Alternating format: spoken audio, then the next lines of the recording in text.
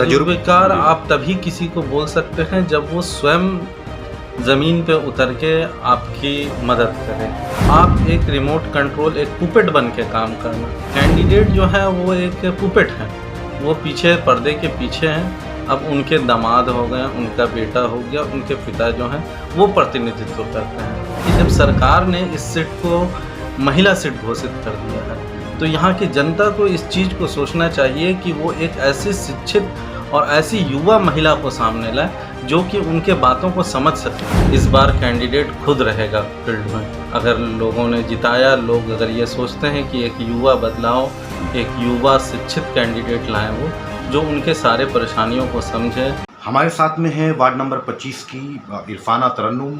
ये उम्मीदवार हैं और एक अच्छी पढ़ी लिखी महिला है और ये गृहिणी भी हैं और बाहर की भी राजनीति में अब ये कदम रख रही हैं, तो हम इनसे बात करने की कोशिश करते हैं। और सबसे बड़ी चीज़ ये है कि जो वार्ड नंबर 25 है ये महिला शक्तियों का टकराव होने वाला है।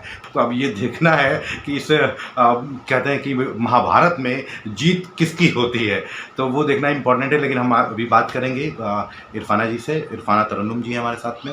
इरफाना जी, बहुत बहुत स्वागत है आपका न्यूज़ फोर्स में। सबसे पहली चीज़, और ये आप मुझे बताइए कि आप अपना एजुकेशन के बारे में बताइए पहले। जी, मैंने बीएससी बायोटेक्नोलॉजी किया है इन कॉलेज से। ओके, और ये बताइए कि आप पढ़ी लिखी हैं, आप साइंस से हैं, और दूसरी चीज़ ये पॉल साइंस का मामला है, कैसे हैंडल करेंगे आप इसे?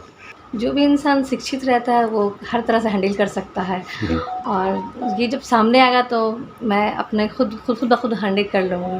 कितना लोगों से मिल रही हैं जा करके? जी, हम तो अभी लोगों घर घर जाके लोगों से मिल रहे हैं, जो भी प्रॉब्लम है तो उनका सुन रहे हैं। बहुत सारे लोग बता रहे हैं कि राशन कार्ड नहीं बना है, तो उस पे भी सोचेंगे। आप महिला हैं, मैं आपसे जानने की ये कोशिश कर रहा हूँ, समझने की कि आप एक महिला के लिए क्या सोचना चाहती है, क्या करना चाहती है। एक लाइन में अगर आप मुझे बता दें। हाँ, मैं महिला के लिए पहले तो वो शिक्षा की बहुत ज़रूरत है इन लोगों को। जी, इसलिए क्योंकि इन लोग अभी मैट्रिक भी पास नहीं करती हैं और शादी उनकी हो जाती है, शादी कर लेती हैं। शादी के बाद कुछ प्रॉब्लम आता है तो वो उस चीज़ को ना फेस नहीं कर पाती हैं, वो उसके लिए अपने भविष्य में कुछ कर नहीं पाती हैं। शिक्षा अगर उनके पास है तो वो कुछ कर सकती हैं, अपने फैमिली को सपोर्ट दे सकती हैं। अब मैट्रिक भी पास नहीं की हैं और बस शादी ये चीज़ हम जब तक जहाँ तक घूमा है ये चीज़ हमको देखने को मिला है। नहीं, ये इस मुद्दे से मैं आपके इत्तेफाक रखता हूँ, क्योंकि मैं भी देखता हूँ क्योंकि बच्चियाँ जो है बहुत कम एज में शादी हो जाती है। कॉलेज किया या नहीं किया, नहीं कॉलेज तो नहीं करती और मतलब जैसे 18 हुआ और लोग शादी कर देते हैं, तो बहुत कम उम्र में जिम्मेदारियां आ जाती हैं, तो लड़कियों का ख्याल रखना समझ नहीं पाती हैं वो। जी, तो चलिए ठीक है, आपका बहुत बहुत धन्यवाद। वार्ड नंबर 25 के उम्मीदवार इरफाना तरन्नुम, उनके हस्बैंड हैं इजाज़ अली, उनके साथ में मैं हूं और इजाज़ अली से ही मैं गुफ्तगू करूंगा। हालांकि इनका जो बैकग्राउंड है बिल्कुल नॉन पॉलिटिकल बैकग्राउंड है, ये मीडिया में वर्क करते आए हैं। एक जो पत्रकार होता है वो सारी चीज़ों को एनालाइज करता है, देखता है, समझता है। अभी तक जितने भी पत्रकार आए हैं वो वाजपेयी जी से लेकर के उनका ट्रैक रिकॉर्ड देखेंगे तो एक बेहतर ट्रैक रिकॉर्ड रहा है। हम इनसे जानने की, समझने की कोशिश करते हैं, तो आइए बात करते हैं इजाज़ अली से। पत्नी इरफाना तरन्नुम जो कि एक शिक्षित उम्मीदवार, मुझे लगता है और ये सच्चाई भी है कि वार्ड नंबर 25 से पहली बार कोई इतनी उच्च शिक्षा प्राप्त महिला जो है यहाँ से कैंडिडेचर फाइल की है। जब तक आप कीचड़ में उतरिएगा नहीं तब तक गंदगी साफ़ आप कर नहीं सकते। अगर आप चाहिए कि हम बाहर कीचड़ साफ़ कर दें तो वो नहीं हो सकता।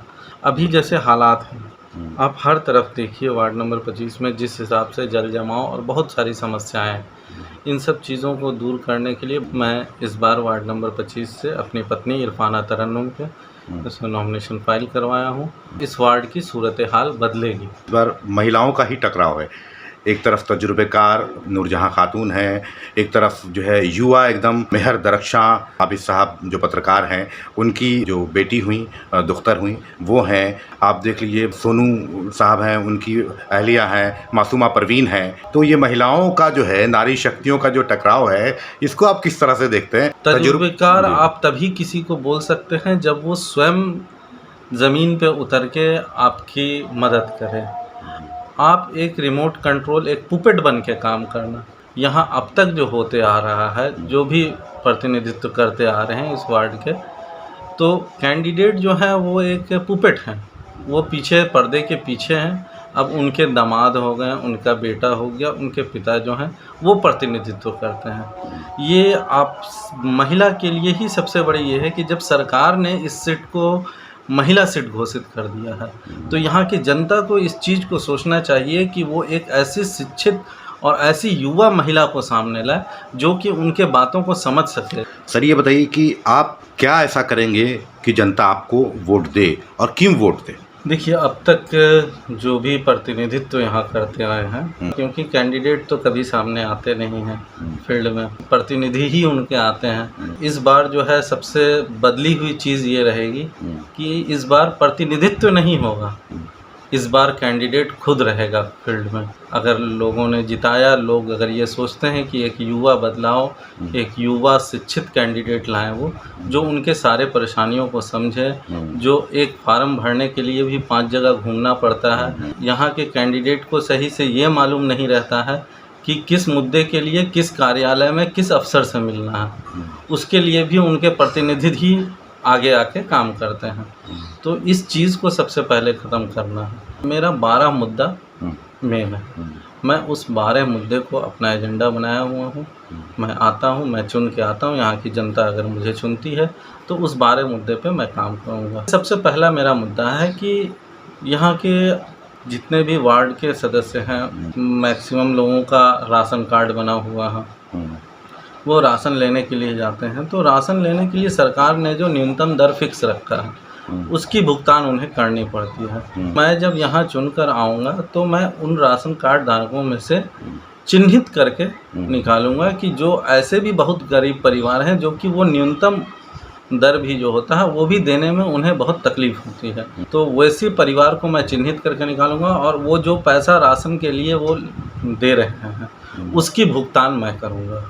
जो सरकार राशन दे रही है वो राशन पूरी तरह से मैं फ्री करवाऊँगा। दूसरा जो मेरा मुद्दा था, फ्री वाईफाई जोन बनाना, क्योंकि वाईफाई की फैसिलिटी, इंटरनेट फैसिलिटीज़ की ज़रूरत आज के सारे युवा वर्ग को पढ़ने लिखने में, ऑनलाइन क्लासेस में, कोचिंग्स वगैरह में वो मैं करूँगा। तीसरा जो मेरा मुद्दा था सीसीटीवी का, जिस हिसाब से यहाँ चोरी की वारदात बढ़ते चली जा रही है, इसकी निगरानी के लिए पूरे वार्ड को सीसीटीवी मॉनिटरिंग कंट्रोल में डालने का यह है।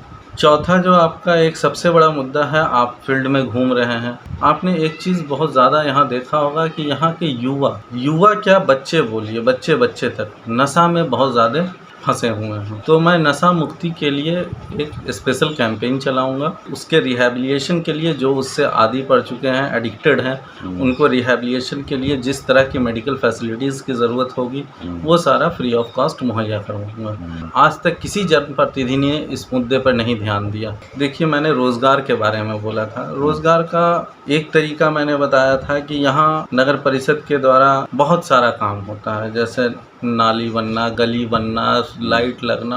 अक्सर होता क्या है कि जनप्रतिनिधि या तो अपने ठेका को बेच देते हैं या फिर खुद किसी दूसरे नाम से भर के कुछ करके खुद वो ठेका करवाते हैं। जो भी ठेका, जो भी काम इस वार्ड में आएगा, जिस एरिया में होना है, उस एरिया के जो बेरोजगार लड़के हैं उनके द्वारा वो काम करवाया जाएगा कि एक छोटी सी ही मदद उनके रोजगार के लिए कम से कम हो।